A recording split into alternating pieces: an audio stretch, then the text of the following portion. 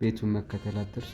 ያው ሁላችንም እንደምንጠይቀው ሰው ስህተት ከሰራ ይቅርታ መጠየቅ የጉብዝና ምልክት ነው።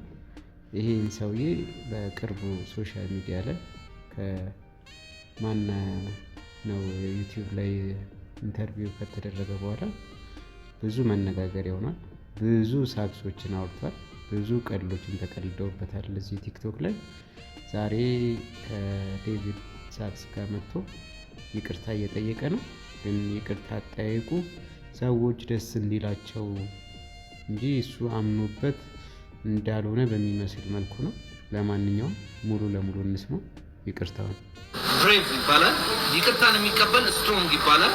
ይቅርታን ተቀብሎ የሚረሳ ደግሞ ሂዝ ዘ ሃፒየስት ፐርሰን ይባላል። የሚገባው ሰው ይገባዋል። ለማንኛውም ይቅርታ የሚያስጠይቅ ምንም ነገር የለም። ግን ያው ሰው እንዲወደኝ ስል መቼስ ምን ማድረግ ይቻላል? ያለ እናንተ መኖር ስለማይቻል ደስ ይበላችሁ። ይቅርታ ስጠይቁ ደስ ይላችሁ።